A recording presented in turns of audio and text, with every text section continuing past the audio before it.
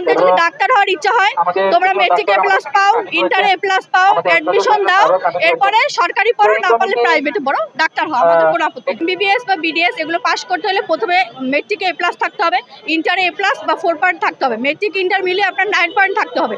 যদি আপনার 10 পয়েন্ট থাকে তাহলে আপনি ভালো মেডিকেলে চান্স পাবেন। তো তারপরে আপনি অ্যাডমিশন ফর্ম তোলার যোগ্য হবেন। আমরা তো একটা সেফুর এক্সাম দেওয়ার ক্ষেত্রে অনেক চিন্তা ভাবনা করে দেই যেটা দেওয়াটা ঠিক হবে কিনা। আর ওদের প্রেসক্রিপশনে অলরেডি আপনার সব সময় হার হবে সেই 3-4টা অ্যান্টিবায়োটিক লেখা থাকে। ওরা কোনো অ্যান্টিবায়োটিক লিখতে পারবে না। কিছু ওটিসি ড্রাগ আছে, ওভার দ্য কাউন্টার ড্রাগ, এগুলো পৃথিবীর বিভিন্ন দেশে ফিজিশিয়ান অ্যাসিস্ট্যান্ট যারা থাকে তারা লিখে থাকে, যেটা বাংলাদেশে মেডিকেল অ্যাসিস্ট্যান্ট।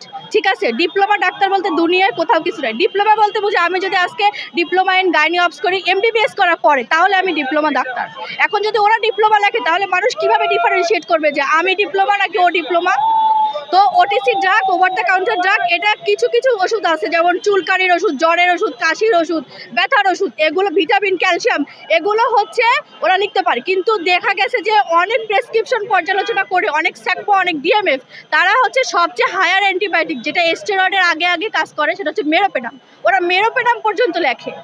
তাহলে এই যে এতে ভুগতেছে কারা? জনগণ ভুগতেছে। আমরা তো একটা সেফুর এক্সাম দেওয়ার ক্ষেত্রে অনেক চিন্তা ভাবনা করে দেই যেটা দেওয়াটা ঠিক হবে কিনা। আর ওদের প্রেসক্রিপশনে অলরেডি আপনার সব সময় হার হবে সেই 3-4টা অ্যান্টিবায়োটিক লেখা থাকে। ওরা কোনো অ্যান্টিবায়োটিক লিখতে পারবে না। ওরা ওই যে বাইরের দেশের পৃথিবীর সব দেশে যে নিয়ম ওদের জন্য তাই হবে, যে জ্বরের, কাশির বেসিক যে জিনিসগুলো আছে, গ্যাস্ট্রিকের, বমির, ব্যথার, এইসব ক্যালসিয়াম, ভিটামিন, এগুলো লিখতে পারবে, চুলকানির, এগুলো লিখতে পারবে।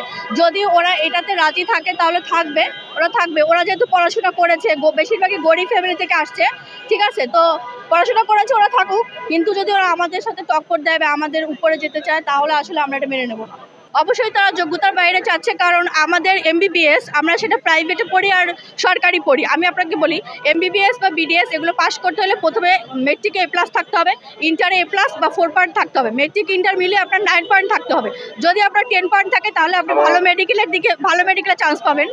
তো তারপরে আপনি অ্যাডমিশন ফর্ম তোলার যোগ্য হবেন। এরপর আপনি অ্যাডমিশন পরীক্ষা দিবেন, প্রথম 3000 সরকারি মেডিকেলে টিকবে। এরপরে আমাদের সময় ছিল যে পরের 2000 ডেন্টালে টিকতো, এখন ডেন্টাল আলাদা হয়েছে। এরপরে 10,000 পর্যন্ত প্রাইভেট মেডিকেলে নিবে, ঠিক আছে, 10,000 সিরিয়াল পর্যন্ত প্রাইভেট মেডিকেলে নিবে। এরপরে যারা আছে তারা কিন্তু ভর্তি হওয়ার যোগ্যতা রাখে না। সেখানে ওদের রিকোয়ারমেন্ট হচ্ছে এসএসসিতে বিজ্ঞান বিভাগ থাকতে হবে, 2.5 থাকতে হবে। এরপরে ওরা ডিএমএফ পড়তে পারবে। তাহলে ওদের সাথে তো আমাদের কোনো যোগ্যতারই মিল নাই। তাহলে কিভাবে ওরা আমাদের সাথে টক্কর দেয় বা কিভাবে কি আসে? আমাদের সাথে আসার কোনো প্রশ্নই ওঠে না, ঠিক আছে। ওরা প্রথমেই যে যোগ্যতা ওটাতেই ওরা আউট।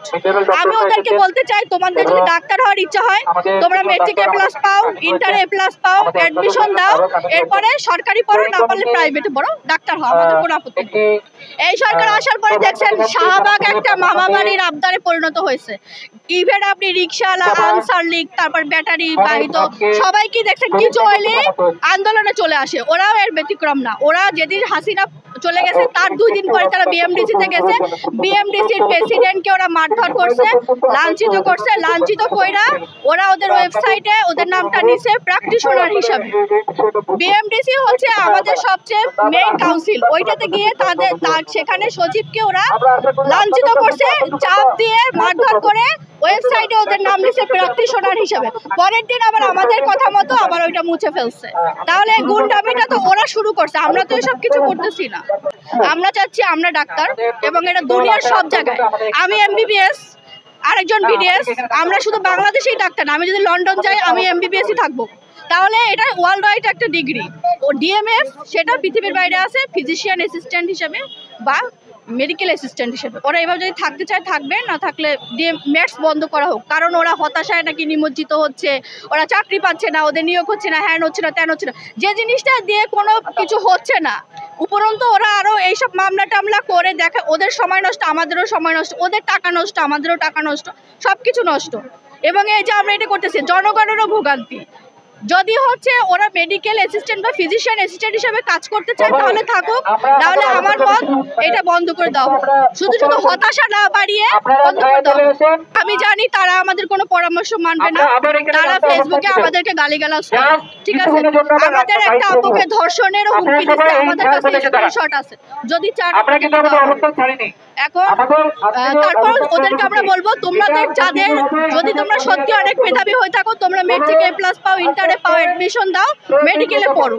আর মেডিকেলে যদি না পড়তে পারো, মেডিকেলে পড়া বা ডাক্তার হয় জীবনের সব কিছু না, আরো অনেক কিছু আছে জীবনে করার জন্য, তোমরা সেগুলো করো। আর অনেক ওয়ে আছে উন্নত হওয়ার, টাকা পয়সা কামানোর সৎ উপায়ে, তোমরা সেগুলো করো। এইসব মারামারি, কাটাকাটি, হিংসা, বিদ্বেষ এগুলো আসলে দুনিয়াতে তোমাদের জন্য, আমাদের জন্য, মানুষের জন্য কোনো শান্তি বয়ে আনবে না।